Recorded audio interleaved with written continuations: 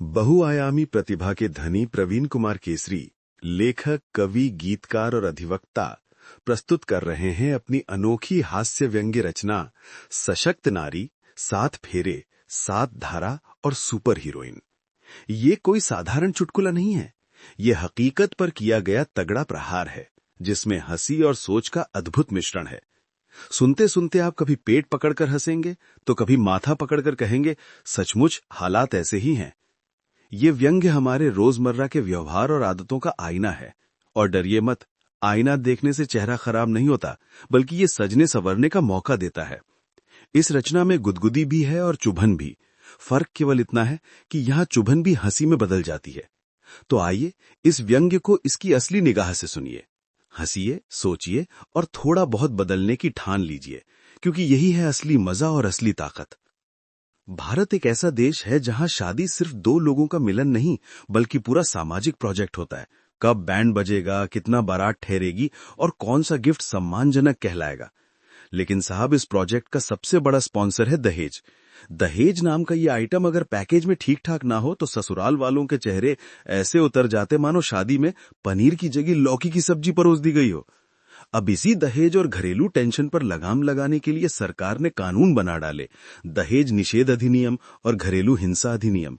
कागज पर तो ये कानून स्त्रियों के लिए कवच कुंडल है, लेकिन जमीनी हकीकत में ये कई बार ऐसे हथियार बन जाते हैं जो रामायण के ब्रह्मास्त्र की तरह सीधे जेल में ठिकाने लगा देते हैं पति समेत पूरा खानदान। यहाँ हाल यह है कि शादी में अगर चाय की पत्ती भी कम पड़ गई हो तो मामला क्रिमिनल लॉ तक पहुंच जाता है। और मजा देखिए, अपराध संज्ञेय है, यानी पुलिस चाहे तो बिना वारंट सीधे घर की घंटी बजाकर पूरी बारात को जेल का स्पेशल गेस्ट बना सकती है। ऊपर से गैर जमानती, मतलब फूफाजी से लेके भतीजा तक सब सलाखों के पीछे ससुराल एक्सप्रेस में सफर करते दिख सकते हैं। यानी शादी के गाने बाबुल की दुआएं लेती जा से लेकर थाने का गाना चलो अदालत में पेशी दो तक सफर बहुत छोटा हो गया है। कानून का नाम सुनते ही आम आदमी के मन में राहत की ठंडी हवा बहनी चाहिए, लेकिन हमारे यहाँ कई बार कानूनी किताबें ऐसी लगती हैं जैसे घर के बेडरूम में रखी चप्पल, कब किसके सर पे पड़ेगी कोई नहीं जानता। दहेज एक्ट और घरेलू हिंसा अधिनियम का असली मकसद था कि महिलाएं अबला से सबला बने, मगर साहब कुछ जगहों पर कहानी उल्टी ही निकल आई। अबला से सबला क्या बनी, सीधे ट्रैक्टर वाली भाभी बन बैठी। पति बेचारा सोचे कि शादी में पत्नी मिलेगी, मगर असल में तो घरेलू कानून की पीएससी टॉपर आ गई। कहते हैं कि पति परमेश्वर होता है, पर नया जमाना कहता है कि पति तो बस एफआईआर का पहला अभियुक्त है। जरा सोचिए, अगर बहू का मूड खराब है और सासू माँ ने बस जरा सी ज्यादा नमक डाल दिया दाल में, तो बहू का डायलॉग आता है, सास, ननद और पति तीनों को जेल में नमक चखाऊंगी। और पुलिस कहती है, जी हुकुम, आपको ऑर्डर हमारे लिए वीकेंड का बोनस है। अब हालत यह है कि अगर घर में टीवी का रिमोट भी गायब हो जाए तो पति पर मानसिक उत्पीड़न का केस बन जाता है। ननद अगर अपने भाई से 2 बिस्किट खा ले तो बहू कहती है, मुझे भूखा रख रही है। और सास बिचारी, जो कभी गली मोहल्ले की किटी पार्टी की शेरनी थी, वो अब बहू के आगे थाने की बिल्ली बनी बैठी हैं। सबसे बड़ा विडंबना तो यह है कि पति पक्ष की महिलाएं भी सुरक्षित नहीं है। मतलब बेटा जेल में, माँ अदालत में और बहन पड़ोसियों को समझाती हुई, देखो हम ससुराल वाले हैं, हमारे लिए संविधान में स्पेशल घर निकाला पॉलिसी बनी है। कानून कहता है कि स्त्री को मत पीटो, मगर बहू कहती है, पति पक्ष की स्त्रियों को पीटना मेरा नारी शक्ति का असली प्रदर्शन है। सासू माँ का हाथ टूटा या ननद के सर पे चोट लगी, सब कहते हैं, वाह, ये है सशक्त नारी की पहचान। आजकल पति पत्नी का रिश्ता समझना आसान नहीं रहा। पहले ये रिश्ता 7 जन्मों का बंधन था, अब ये एक केस की धारा है। पति अगर राजी खुशी से पत्नी के आगे सिर झुका दे, रोजाना हांजी हांजी करता रहे, वेतन आते ही खुद ऑटोमेटिक बैंक ट्रांसफर की तरह पत्नी के हाथ में पकड़ा दे, तो समझिए घर में शांति है। लेकिन जैसे ही पति जरा ना नुकर करता है या माँ बाप का पक्ष ले लेता है, तब शुरू होती है नारी सशक्तिकरण सीजन 2। अब पत्नी का फॉर्मूला बड़ा आसान है, पहले पति को भला बुरा कहना शुरू करो, फिर उसकी कमाई पर जीना झपटी करो। और अगर पति के पास कोई पैतृक संपत्ति है तो उस पर खरीद बिक्री का डेमो चला दो। अगर पति सीधा है तो यस बॉस की तरह मान जाएगा, और अगर टेढ़ा है तो कोई बात नहीं, दहेज एक्ट और घरेलू हिंसा एक्ट का ब्लैकमेल पैकेज तैयार है। पति को सिखा दो कि या तो तुम्हें मेरे हिसाब से जीना है या फिर तिहाड़ की कैंटीन में दाल रोटी खानी है। बेचारा पति मजबूरी में वही करता है जो ऑनलाइन शॉपिंग के ग्राहक करते हैं, नो रिटर्न, नो रिप्लेसमेंट, केवल कंप्लेंट बॉक्स में एंट्री। असल में अब विवाह मंडप में 7 फेरे कम 7 धारा ज्यादा इंपॉर्टेंट है। 7 फेरे प्लस 7 धारा का कॉम्बिनेशन बन गया है। अब शादी के मंडप में बैंड बाजा, फूल पत्ती और धारा धारा 498 पति और रिश्तेदारों द्वारा क्रूरता, अब आप ससुराल एक्सप्रेस में फ्री टिकट के साथ जा सकते हैं। धारा 406 पैतृक संपत्ति में कोई छोटा सा गबन, बेचारा पति, अब कंप्लेंट बॉक्स वीआईपी में सीधा प्रवेश। धारा 125 भरण पोषण में कमी, तो अब पत्नी कहती है भूखा रखोगे, ये मेरा अधिकार है। धारा 323 चोट लग गई, अब पति को सिस्टर इन लॉ की स्पेशल मार्शल क्लास मिल जाती है। धारा 324 हथियार से चोट, अब धारा ब्लैकमेल पैकेज एक्टिव, अब पति डायरेक्ट जेल टूर्स का आनंद ले। धारा 354 महिला की गरिमा का उल्लंघन, तो पति सोचता है ओह ये तो धारा 354 की लाइफ कास्टिंग है। धारा 506 धमकी, तो अब पति को थाने का फास्ट ट्रैक वॉर का टिकट मिला। तो लीजिए पेश है 7 धारा का फुल पैकेज, पति पक्ष के लिए जेल का वीआईपी टूर और पत्नी के लिए सशक्तिकरण का सुपर पैक। और जैसे जैसे धारा बढ़ती है, पति के चेहरे पर 7 फेरे 7 शिकायतें वाला एक्सप्रेशन आता है। यदि पति राजी खुशी से पालन करे तो ठीक है, नहीं तो पत्नी तुरंत सुपर ब्लैकमेल पैकेज एक्टिव कर देती है। सासू, माँ, ननद और पड़ोस की ताइयां सब पीछे से वाह क्या सशक्त नारी है चिल्लाती हैं, और पति सोचता है 7 फेरे पूरे किए लेकिन 7 धारा अभी भी बाकी हैं। ओ माय गॉड, अब शादी सिर्फ प्रेम या प्यार नहीं बल्कि कानूनी खेल का मैदान बन गया है, जहां राहत की जगह रिमोट कंट्रोल, सौंपने की जगह हर जगह शिकायतें और सिनेमा की जगह अदालत है। पति सोचता है काश 7 फेरे से पहले कोई लीगल नोटिस पढ़वा देता। भारत में शादी का नया मजा अब झगड़े, कानून और वीआईपी जेल टूर में है। पति अगर पत्नी के आदेश को ना माने तो अब शुरू होती है कानूनी फास्ट ट्रैक फेस्टिवल। सबसे आसान तरीका, पति को परेशान करो, केस दर्ज करो, सीधे दहेज एक्ट और घरेलू हिंसा अधिनियम के नाम पर। अब पति सोचता है हो मैंने तो सिर्फ टीवी का रिमोट नहीं दिया, अब पूरा धारा का पैकेज चालू हो गया। और मजा देखिए, पति के रिश्तेदार भी वीआईपी टूर में शामिल हो जाते हैं। दादा दादी, विदेश में रह रही बहनें, बीते दशक से बाहर, कोई बात नहीं, सबको बुला लो। सासू मां पीछे से चिल्लाती हैं वाह बेटा देखो तुम्हारी बीवी कितनी सशक्त है, सबको स्ट्रक्चरल टेस्ट में डाल रही है। कानून के इस फुल पावर पैकेज में गिरफ्तारी बिना सोचे समझे, व्यक्ति के स्वतंत्रता पर फास्ट ट्रैक फ्रीज, अपमान और जेल का लाइफ टाइम मेमोरी।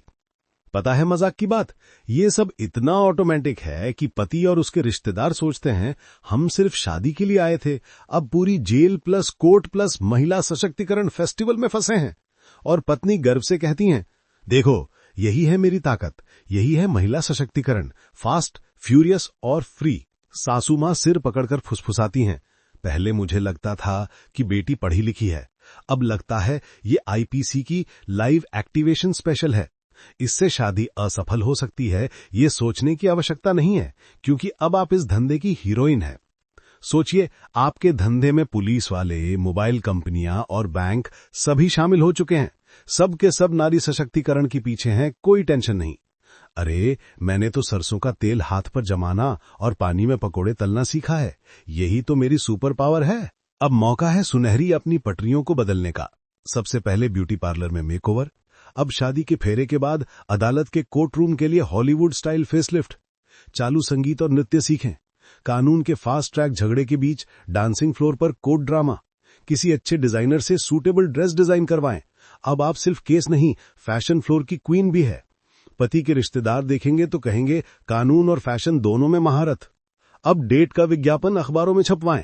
वास्तव में कानून का फास्ट ट्रैक वीआईपी टूर खत्म हुआ, अब डेटिंग का सुपर फास्ट ट्रैक चालू। डेट पर चलने का ऑफर दें, थानेदार पति को वीआईपी जेल के लिए रिजर्व सीट कंफर्म कर देगा। आप तो अब धंधे की हीरोइन हैं।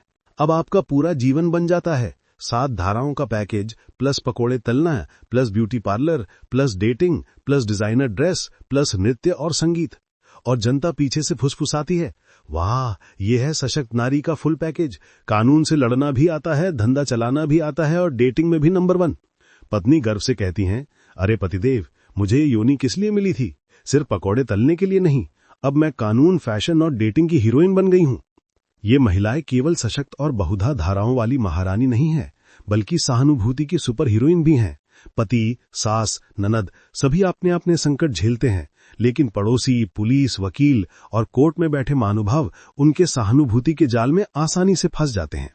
फैशन, डेटिंग और प्राकृतिक आकर्षण की दुनिया में ये महिलाएं हमेशा केंद्र बिंदु रहती हैं।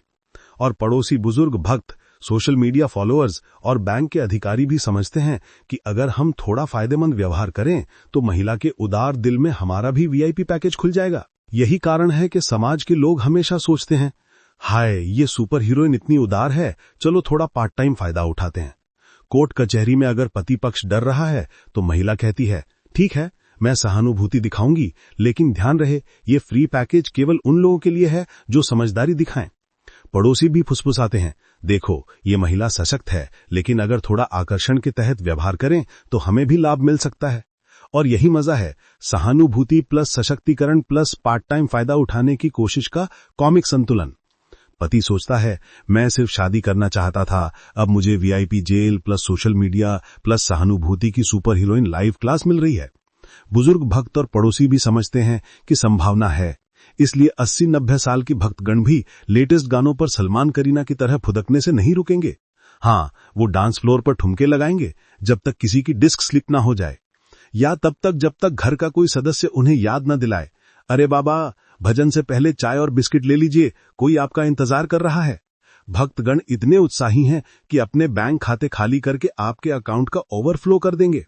समाज की नजर में ये सद्भावना का डिजिटल चढ़ावा है, लेकिन सच तो यह है कि ये बुजुर्ग सोशल मीडिया की वीआईपी डांसर और वित्तीय सपोर्टर बन चुके हैं। अब मजेदार ट्विस्ट देखिए, वही समाज जो बुजुर्गों की दुआओं में निवेश करता है, कोर्ट कचहरी वाली महिलाओं के मामले में भी लाभ का अवसर ढूंढ रहा है। महिलाओं के कोर्ट केस को देखते ही लोग सोचते हैं, वाह, अगर पत्नी ने पति पर धाराओं वाला दहेज ऐड का केस किया तो हम कॉमिक इन्वेस्टमेंट करके कुछ तो फायदा उठा सकते हैं। पड़ोसी फुसफुसाते हैं, अरे बेटा, अगर बहू सशक्त है तो हमें उसके पॉपकॉर्न में भी शेयर चाहिए। बच्चे सोचते हैं, मम्मी, आपकी डांस वीडियो से हम यूट्यूब का छोटा सीईओ बन सकते हैं। यानी पूरा समाज अब भक्त, कोर्ट केस, सोशल मीडिया और लाभ उद्योग के बीच संतुलन साध रहा है।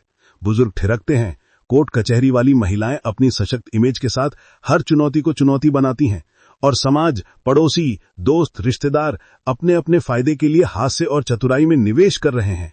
हर कोई अपनी भूमिका निभा रहा है, कोई दिखावे के लिए, कोई लाभ के लिए और कोई सिर्फ मनोरंजन के लिए। और आप खड़े होकर सोच रहे हैं, 7 फेरे 7 धारा वाला सोशल मीडिया ट्रेंड वायरल है, अब तो मजा ही मजा है। असल में यही जीवन का असली रंगमंच है। यहाँ हर किरदार का अपना अलग ड्रामा है। पति, सास, ननद अपने अपने दुख झेलते हैं, पड़ोसी और समाज बड़े बड़े चेहरे बनाकर हंसी और सहानुभूति का खेल खेलते हैं, और महिलाएं जो सहानुभूति के सुपर हीरोइन और शक्ति की महारानी दोनों हैं, सबको अपने आकर्षण और चतुराई से मोहित कर देती हैं। हास्य में छिपा संदेश यही है कि जीवन सिर्फ फिल्टर और सोशल मीडिया ट्रेंड नहीं है। असली मजा और असली शक्ति तब आती है जब आप सहानुभूति की ताकत, हास्य की चतुराई और सामाजिक समझ को साथ लेकर चलते हैं। तो हंसते रहिए, सीखते रहिए और समझते रहिए कि असली जीत केवल दर्शक बने रहने में नहीं, बल्कि सभी रंगों और चालों को समझकर जीवन की बड़ी तस्वीर में मास्टर स्ट्रोक लगाने में है।